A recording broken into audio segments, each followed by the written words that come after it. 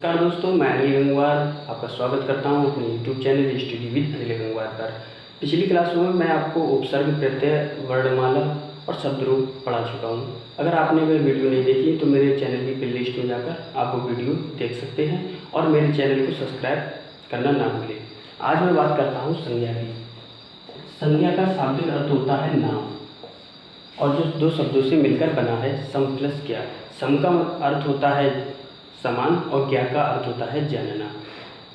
अर्थात हम कह सकते हैं कि जो शब्द किसी व्यक्ति, वस्तु, स्थान या भाव के नाम का बोध कराती हैं उन्हें हम संज्ञा कहते हैं। जैसे कि राम, श्याम, मोहन, आगरा, दिल्ली, लखनऊ, बहुत सारे शब्द हैं जो संज्ञा हैं।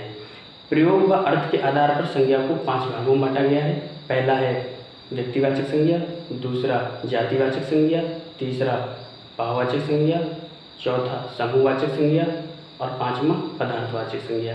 आज हम बात करते हैं पहले भाग या पहले प्रकार की व्यक्तिवाचक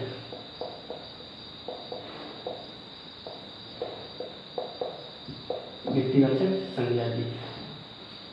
वे संज्ञा शब्द जो किसी व्यक्ति, वस्तु, स्थान के व्यक्तिगत नाम का बोध कराते हैं, ऐसे शब्दों को हम व्यक्तिवाचक संज्ञा कहते हैं। जैसे कि आगरा, यमुना, दिल्ली आदि ऐसे शब्द हैं जो हमारे व्यक्तिवाचक संज्ञा हैं। इनके महत्वपूर्ण पॉइंट ये हैं कि ये इनके बहुवचन नहीं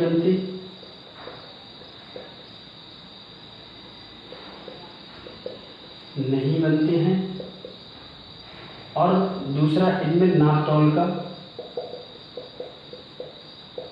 गुण नहीं पाया जाता है।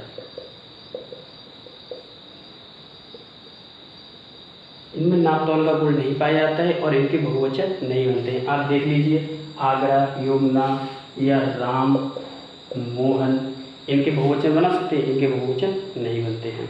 दूसरा भाग है हमारा जातिवाचक संज्ञा।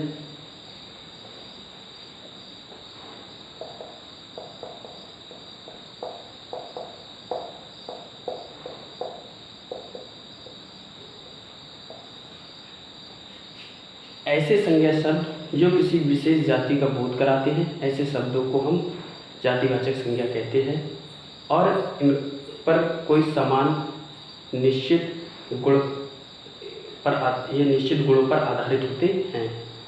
जैसे कि हम बात करते हैं, इनके हम बहुवचन बना सकते हैं, इनके बहुवचन बनते हैं। जैसे कि हमारा है शिक्षक, डॉक्टर, वकील और बहुत सारे उदाहरण जैसे कि कुर्सी, मेज, या किसी पद की बात करते हैं हम, जैसे कि एसडीएम, डीएम या सभापति। ये सब हमारे जातिवाचक संज्ञा के अंतर्गत आते हैं। अब बात करते हैं हम भाववाचक संज्ञा की।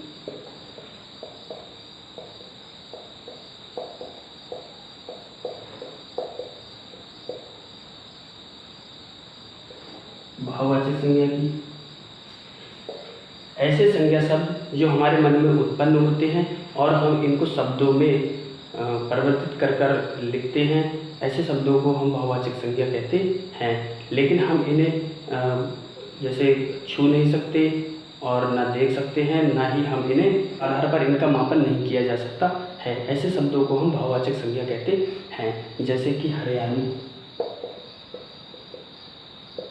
बुढ़ापा, धर्म, ये बहुत सारे ऐसे शब्द हैं जो हमारे भाववाचक संज्ञा हैं। अब समूहवाचक संज्ञा की बात करते हैं। चौथा है हमारा समूहवाचक संज्ञा। ऐसे संज्ञा समूह जो समूह में पाए जाते हैं और इन पर निश्चित गुणों की बाध्यता नहीं होती है, ऐसे संज्ञा शब्दों को हम समूहवाचक संज्ञा कहते हैं। जैसे कि मेला, बाजार, कक्षा, संसद आदि ऐसे शब्द हैं जो समूहवाचक संज्ञा हैं। अब बात करते हैं हम पदार्थवाचक संज्ञा की।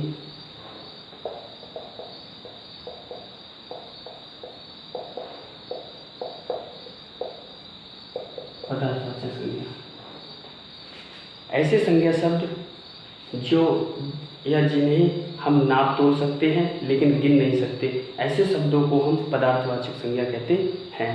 जैसे कि दूध, दही,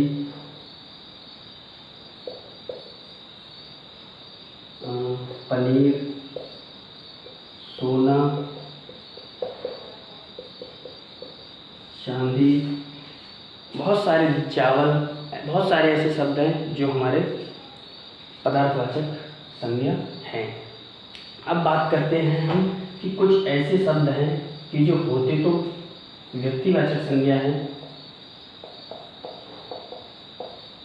लेकिन प्रयोग किए जाते हैं जातिवाचक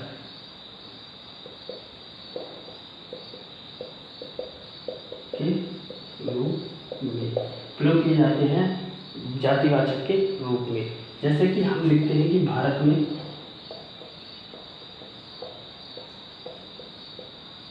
जयचंदों की कमी नहीं है।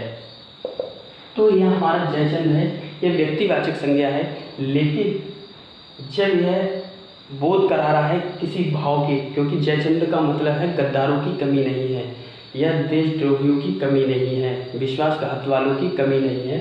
तो ऐसे में हम एक पूरे जयचंदों को एक जाति जो गद्दारों से रिलेटेड है, ऐसे में हम इसका प्रयोग कर रहे हैं। तो ये हमारा जो व्यक्तिवाचक संज्ञा है वो जातिवाचक संज्ञा के रूप में प्रयोग होती है। जैसे हम बोलते हैं कि आजकल कोई हरिश्चंद्र नहीं है, तो जहाँ पे हरिश्चंद्र की बात करते हैं वो एक सत्यता के प्रतीक हैं और उनका जो भाव लिया जाता है वो सत्यता से लिया जाता है, इसलिए जो हमारा प्रयोग किया जाएगा हरिश्चंद्र वो जातिवाचक होगा, ना कि व्यक्तिवाचक। ऐसे ही कुछ जातिवाचक शब्द हैं, जातिवाचक शब्द हैं जो प्रयोग किए जाते हैं व्यक्तिवाचक के आधार पर। जैसे कि अगर हम बात करते हैं तो हम कह सकते हैं कि नेताजी जी ने देश आजाद कराने का संघर्ष किया, या आजाद कराने के लिए संघर्ष किया। अब यहाँ पर नेताजी है तो बहुत सारे नेताजी, एक जाति का प्रयोग, एक जातिवाचक संज्ञा का शब्द है नेताजी, क्योंकि नेताजी कोई बहुत सारे नेता हैं। लेकिन जब हम बात करते हैं नेताजी की तो हमारे मन में एक बात आती है नेताजी सुभाष चंद्र बोस की, इसलिए हम यहाँ पर जो भाव इसका अर्थ जो लेंगे नेताजी का वो नेताजी सुभाष चंद्र बोस के लिए लेंगे, इसलिए ये हमारा है तो जातिवाचक, लेकिन इसका प्रयोग किस पर हुआ है, व्यक्तिवाचक के रूप में। ऐसे ही बापूजी अनेक आंदोलन किए।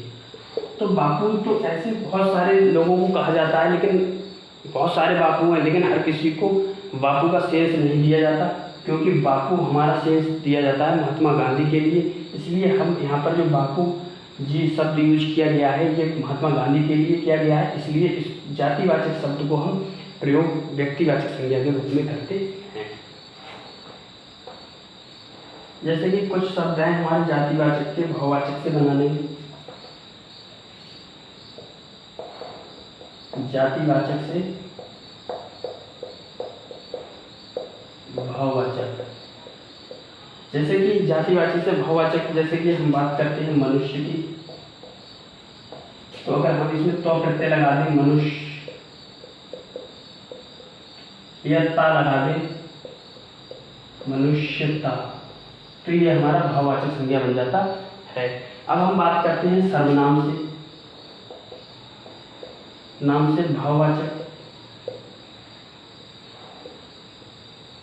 जैसे हम बात करते हैं कि अपना, तो इसमें हम तो प्रत्यय लगा दें तो अपनत्व, ऐसे हम बात करते हैं विशेषण की। विशेषण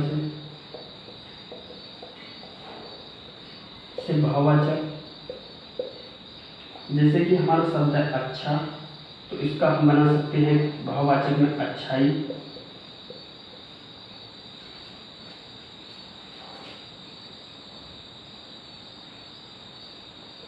अच्छाई, तो ऐसे हम इनका विशेषण के यूज कर सकते हैं भाववाचक संज्ञा में प्रत्यय लगाकर। इसको भी हमने देखा है। अब हम बात करते हैं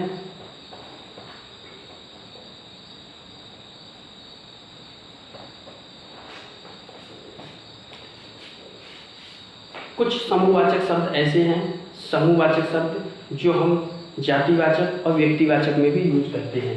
जैसे समूहवाचक, इधर कर देते हैं हम व्यक्तिवाचक, नहीं यहाँ पे करते हैं जातिवाचक, और इधर व्यक्तिवाचक।